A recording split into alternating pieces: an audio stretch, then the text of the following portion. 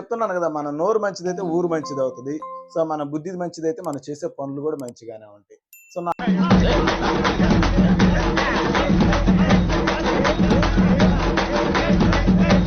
బాధ లేదురా, మనమైతే మాక్సిమం ఉంటాం. మనకన్నా ముందు పోవాల్సిన చాలా మందున్నారు. సో, వాళ్ళందరూ పోయిన దాకా మనకే ప్రాబ్లమ్ లేదని చెప్పేసి మేడం మాట్లాడటమే జరిగింది. చాలా ఇంకా మనకంటే ఇంకా ముందు పోవాల్సిన వాళ్ళు చాలామంది ఉన్నారు. వాళ్ళు పోయేంత వరకు మనం సేఫే. కాలం కాటు వేసిందో తెలీదు, లేకపోతే నోరు పాపం చేసిందో కానీ సో 6 కంటెస్టెంట్లు 4th వీక్ నామినేట్ అయితే, సో ఈ 6లో అనూహ్యంగా వెలుగులోకి వచ్చింది one and only person Nabeel అనమాట. సో నబీల్ ఏదైతే నామినేషన్స్ రోజు సోనియాని పిన్అవుట్ చేసి నామినేట్ చేశాడో, ఆ ఒక్క తీరికి ఓవర్ నైట్ లో స్టార్ అయిపోయాడు. అండ్ ఈ వీక్ తన ఓటింగ్ పర్సెంట్ అక్షరాల 38% ఓటింగ్ అనేది తనైతే గ్రాప్ చేసుకోగలిగాడు. సో ఈ వీక్ లో ఫస్ట్ గా సేవ్ అవ్వాల్సింది నబీలే.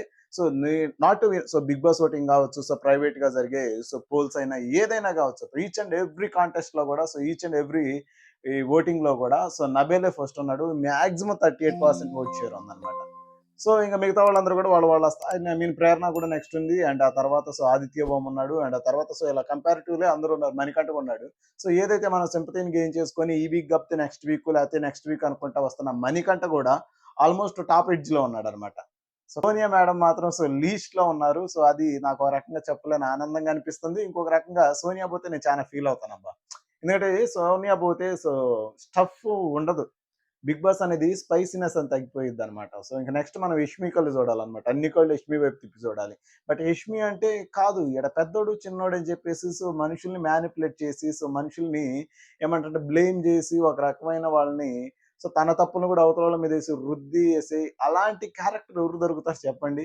సో ఏంది బ్రో అంతా నెగిటివ్ గానే చెప్తున్నారంటే, నెగిటివ్ షేడెడ్ పర్సన్ అనమాట, గ్రే షేడెడ్ పర్సన్ సోనియా అనమాట. సో హౌస్ లో అయితే ఆదిత్యవం సోనియా వీళ్ళిద్దరి మధ్యలో చూస్తే ఆదిత్యవంకి సైలెంట్ ఓటింగ్ ఉందన్నమాట. సో ఇది ఒప్పుకోబోయింది, ఇది 100%, 100కి 200% ఇది కన్ఫర్మ్ అయింది. సో ఇది సైలెంట్ ఓటింగ్ ఇప్పుడు కాదు, ప్రీవియస్ గా కూడా చూసాం మనం. లేదనంటే ఫస్ట్ శేఖర్ భాషతో పాటు అన్న కూడా వెళ్ళిపోవాలి. బట్ అలా కాకుండా బేబక్కతో పాటు కూడా, సో అలా కాకుండా సో ఈ ఓటింగ్ సిస్టమ్ లో సో సైలెంట్ ఓటింగ్ అనేది ఆదిత్య వంకుంది.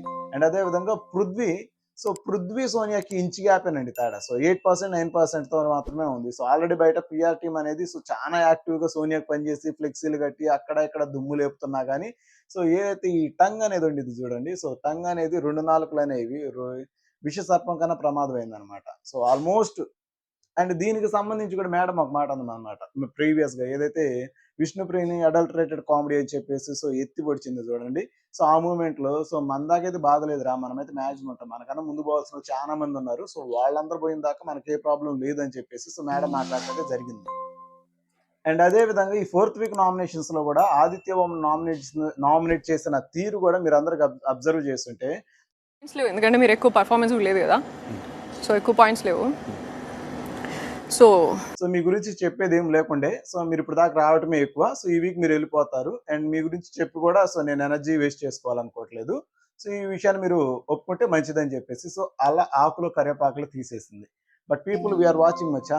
సో ఆల్రెడీ చాలా మంది కూడా ఈచ్ అండ్ ఎవ్రీ పర్సన్ కూడా so eliminate Sonia, eliminate Sonia, eliminate Sonia, immediately eliminate Sonia అని చెప్పేసి సో ఇదే దరువు మీద ఉన్నారు.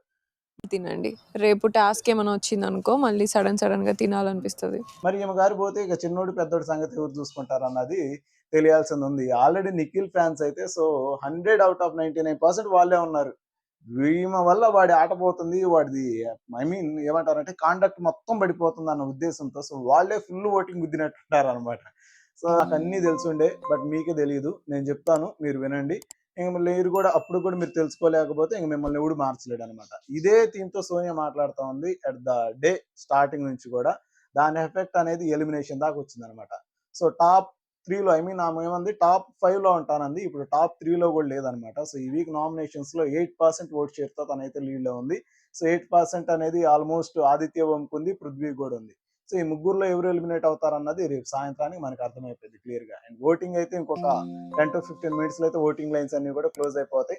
సో ఇంకా మీకు ఫేవరెట్ కంటెస్టెంట్ ఎవరన్నా ఉండి మీరు ఓట్ చేయకపోతే సో మీరైతే ఓటింగ్ లైన్స్ ఉన్నాయి, సో కంప్లీట్ గా మీరైతే ఓటింగ్ చేసుకోండి. అదర్వైజ్ మీరు మాత్రం ఇంకెవరిని సేవ్ చేయలేరు. అండ్ ఫస్ట్ గా మన ఛానల్ చూస్తున్నారు, మీరైతే ఖచ్చితంగా లైక్ సబ్స్క్రైబ్ కన్ఫర్మ్ చేసి, అండ్ రిమైనింగ్ మనం ఎప్పటికప్పుడు అప్డేట్స్ అయితే పోస్ట్ చేస్తాం. సో మీరు అన్నిటి కూడా చూసి కాస్త ఎంకరేజ్ చేస్తారని మనస్ఫూర్తిగా కోరుకుంటున్నాను. And thank you so much.